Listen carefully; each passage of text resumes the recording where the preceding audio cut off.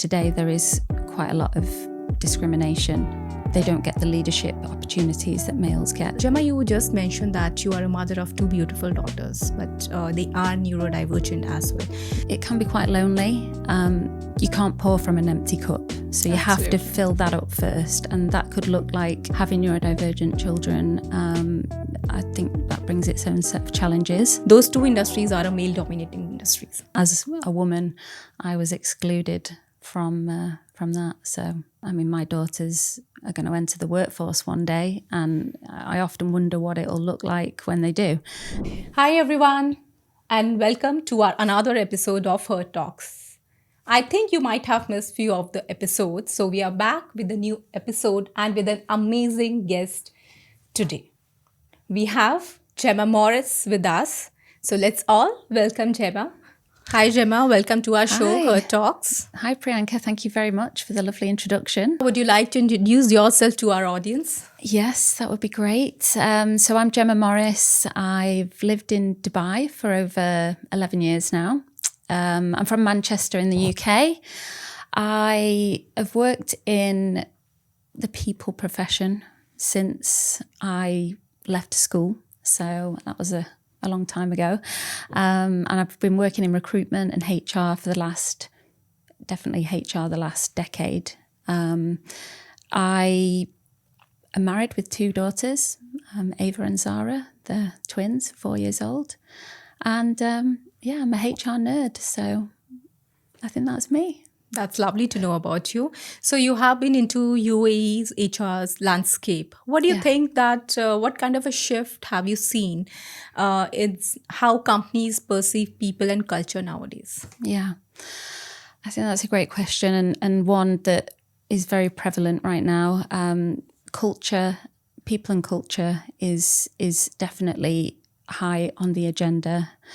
We're seeing the rise of cultural intelligence, emotional intelligence, employee experience. So I feel that companies are realizing that there is a lot of value in focusing on people and culture, and shifting from the mindset of, HR is more of an administrative function and more to a sort of strategic partner for the business.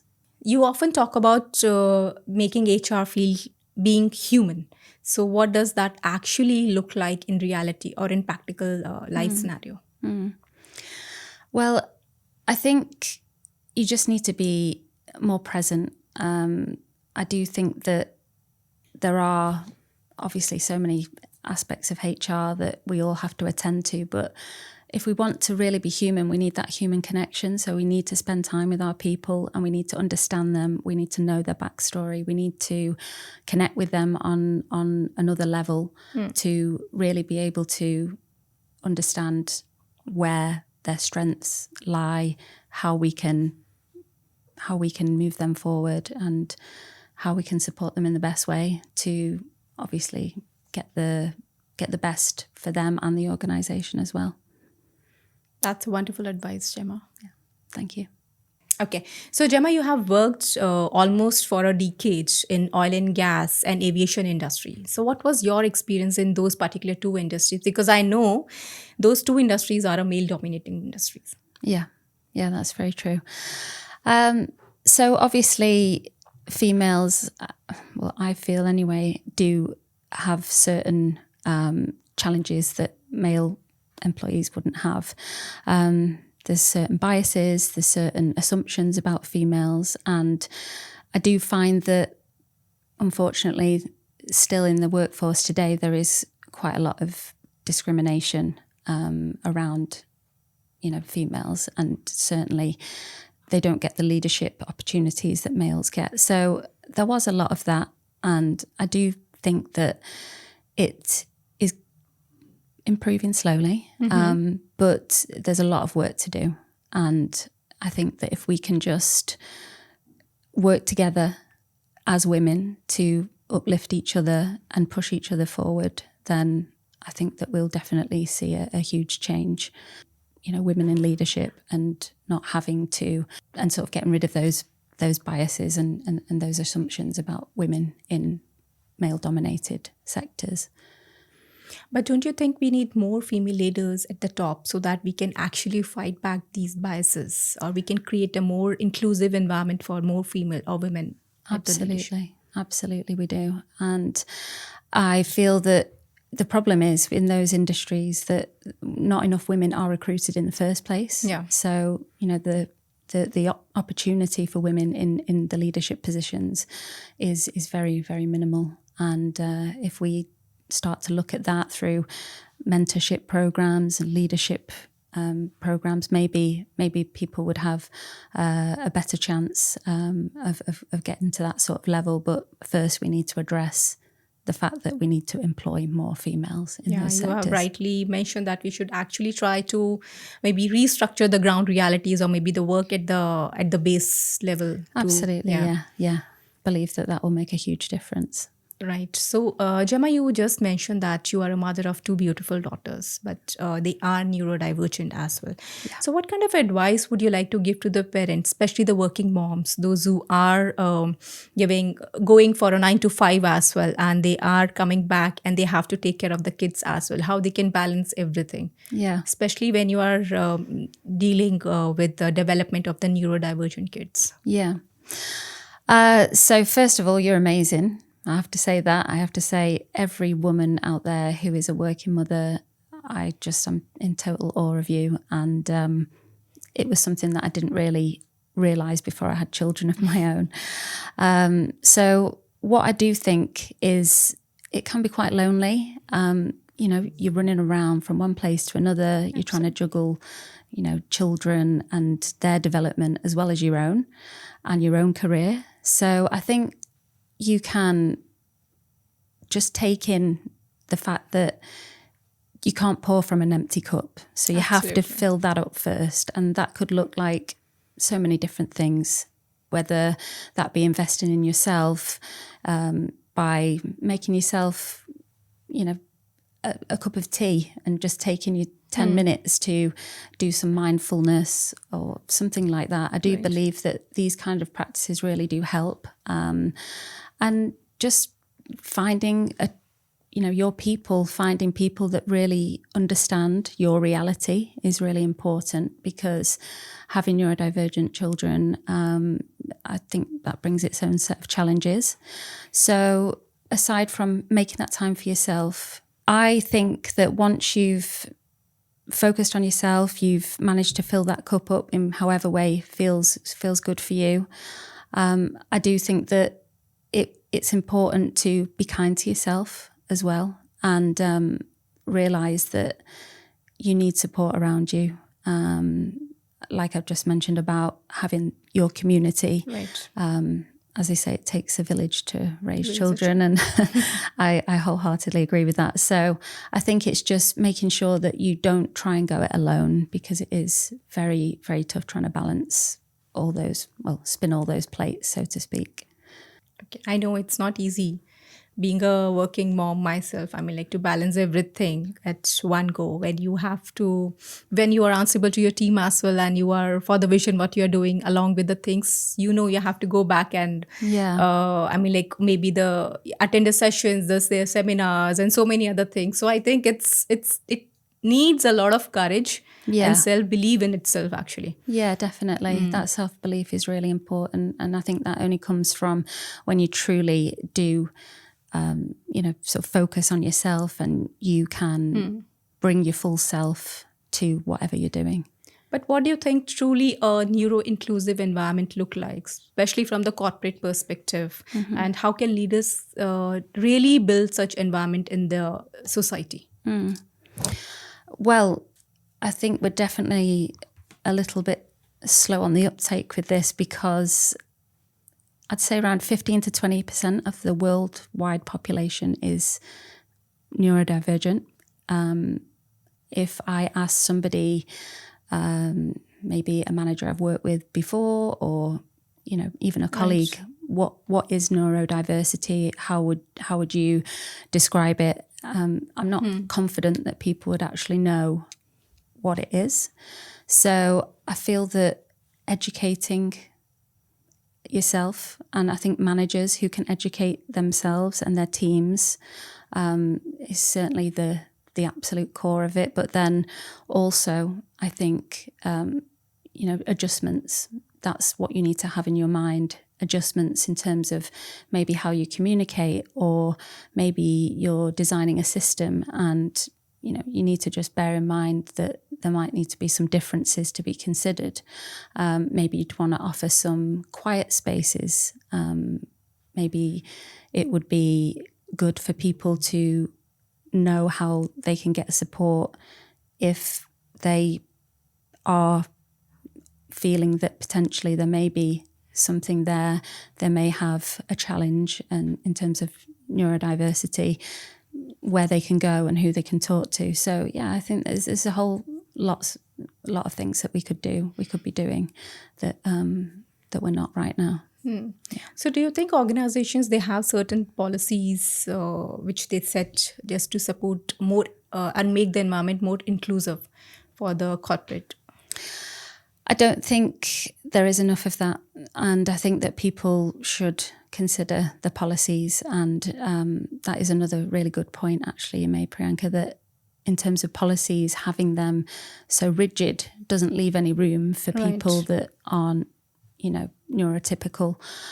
So I think that is definitely a really good place to start to make things better for people with neurodivergent conditions. So coming back to your experience in the oil and gas and aviation industry, so how did you manage the setbacks or maybe the hurdles which you faced during your tenure there? With a lot of patience and as much grace as I could muster. I do feel that, you have to have a bit of a thick skin, I suppose. So, in terms of those kind of terms I'm talking about, being resilient. And I guess there are going to be assumptions and there are going to be biases. So you need to do your best to challenge those. And one way that you can do that is data and bringing a case forward that speaks volumes without you having to say too much. So it doesn't really matter who's delivering the, whatever the problem is, whether you're male or female, but it can be looked at objectively. So, Gemma, would you like to share any kind of an experience where you were just said to yourself, enough is enough, without taking any names or anything? I mean, like... Yeah. Earlier on in my career, I was working in an office in recruitment with... there's a few females, but majority men. And it came to the end of the quarter. We'd all done really well. And I noticed that some of my colleagues were all getting ready to leave, particularly all the male colleagues. Yeah, I was in the office and didn't really know what was going on. So I obviously asked what was happening, and they were all going on a golf day.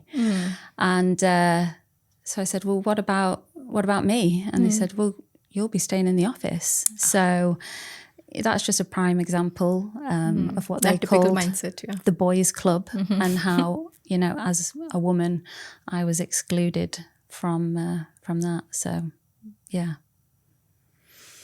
unfortunate. So if you could give one message to HR leaders building tomorrow's workplaces, what would it be? I would say build the future for the people that you don't hear from. There's so many people with a seat at the table, as they say. But we need to bear in mind those people that we're not hearing from and their points of view and, how they want to shape things as well, and just be more inclusive, basically. Have inclusion at the core of whatever it is that you're designing, and that could be translated in so many different ways. So yeah, that's the one thing I would say if I was giving some advice. Inclusion, make sure it's part of your agenda. Perfect.